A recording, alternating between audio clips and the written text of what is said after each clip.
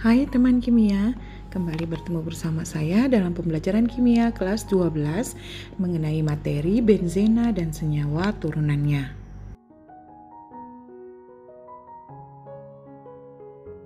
Coba kalian perhatikan gambar-gambar berikut. Apakah kesamaan dari benda-benda ini? Nah, untuk mengetahuinya, mari kita pelajari materi tentang benzena. Apa itu benzena? Benzena merupakan suatu senyawa hidrokarbon dengan rumus molekul C6H6 dan rumus strukturnya merupakan rantai lingkar atau siklis dengan ikatan rangkap selang-seling. Nah, karena dia rantai lingkar, biasa juga dia disebut sebagai rantai aromatis. Mengapa disebut sebagai senyawa aromatis? Karena pada zaman dulu, pada saat senyawa ini ditemukan, banyak senyawa-senyawa aromatis ini yang mempunyai wangi tertentu atau wangi yang khas. Tapi untuk saat ini, senyawa aromatis tidak lagi dikaitkan dengan wangi khususnya.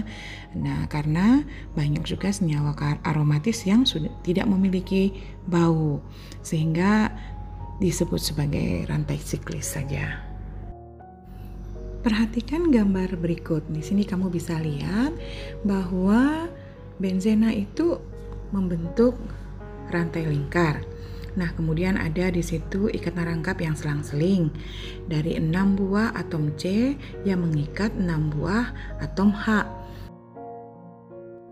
Ikatan rangkap 2 ini hampir mirip ya dengan ikatan rangkap 2 pada senyawa alkena. Kalau kamu masih ingat pada pelajaran kelas 11. Nah, apa yang membuat mereka berbeda? Kita lihat pada gambar berikutnya. Ikatan rangkap 2 antara atom C dengan C itu pada benzena itu ternyata dapat berpindah tempat atau mengalami yang namanya resonansi. Nah, atau bisa disebut juga dengan terdelokalisasi. Jadi kalau misalnya kamu lihat pada gambar ini, atom rangkap 2-nya pada atom C ini, nah kalau kamu lihat lagi gambar di sini ini bergeser ikatan rangkap 2-nya. Itu yang disebut dengan beresonansi.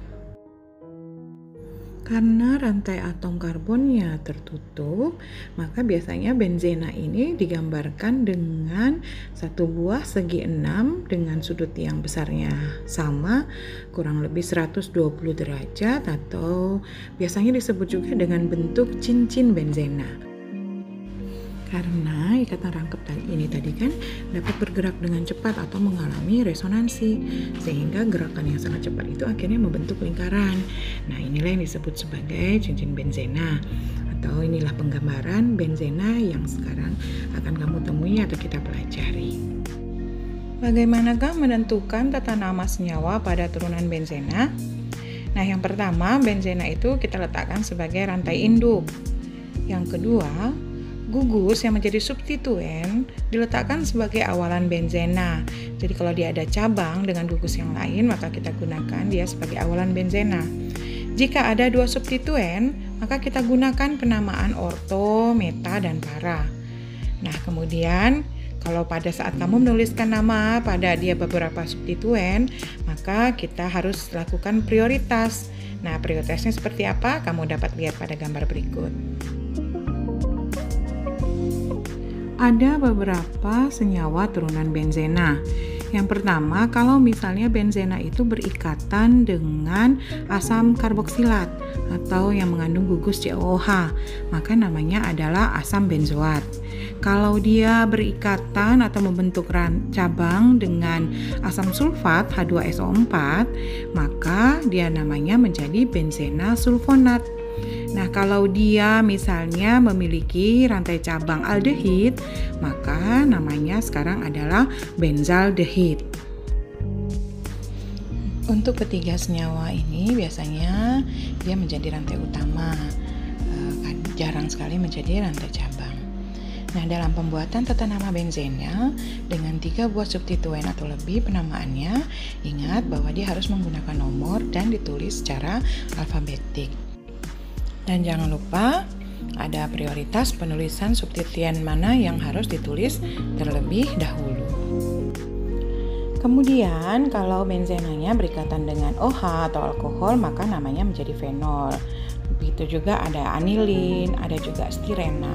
Nah, ini kalau mereka menjadi rantai utama.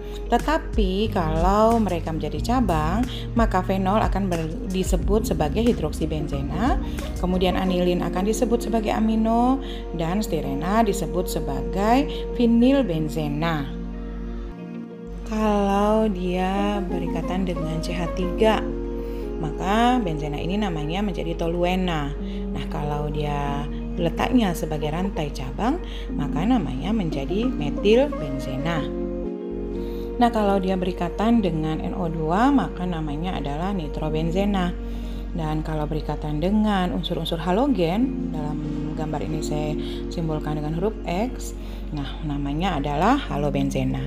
Untuk nitrobenzena dan halobenzena, kalau mereka sebagai cabang juga dipakai nama yang sama.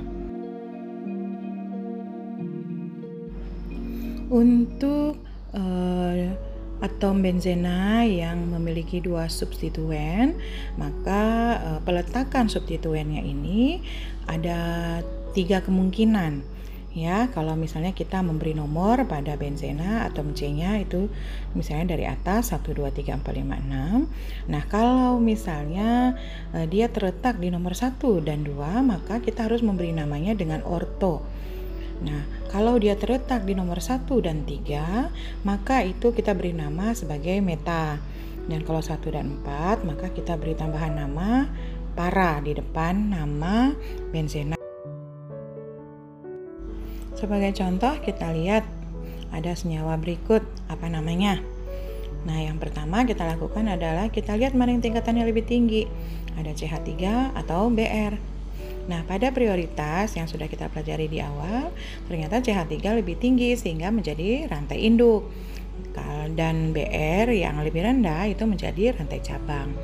Jadi CH3 disebut sebagai apa? Ya benar, dia disebut sebagai toluena, bukan sebagai metilbenzen. Nah, kemudian kita lihat posisinya. Nah, ternyata posisinya bersebelahan, tidak ada langkahnya gitu ya. Nah, kalian bebas menentukan nomornya dari mana aja. Jadi, kalau pada posisi ini itu bisa disebut sebagai posisi 1 dan 2. Kalau itu namanya menjadi orto. Sehingga nama yang benar untuk contoh berikut adalah orto-bromo-toluena.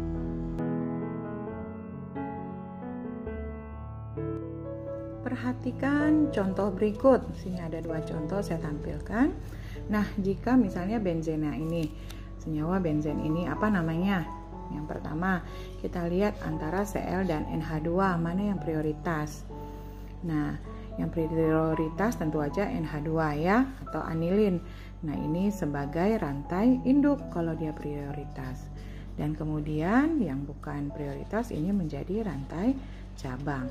Setelah kita menentukan rantai induk dan rantai cabang, kita kasih nomor. Nah, nomornya bagaimana? Terserah kamu letakkan.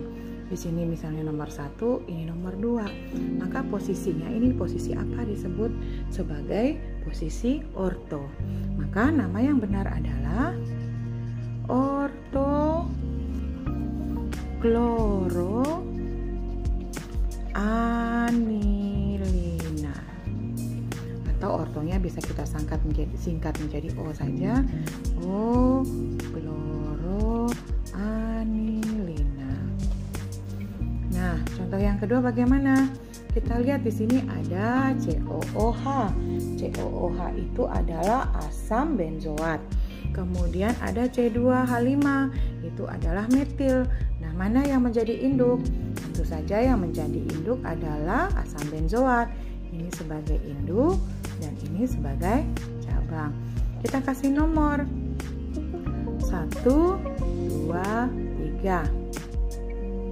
Kalau kita kasih searah lawan jam, misalnya di sini 1, 2, 3, 4, 5 itu nggak ada posisinya ya. Kita pakai posisi yang paling dekat, yaitu posisi nomor 1 dan 3. Kalau nomor 1 dan 3 maka itu adalah meta ya.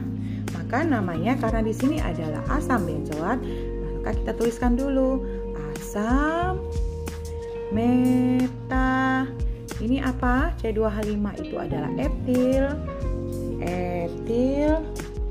benzoat. Jadi namanya adalah asam metaetil benzoat. Jangan lupa ya, ada asamnya karena di sini adalah asam karboksilat.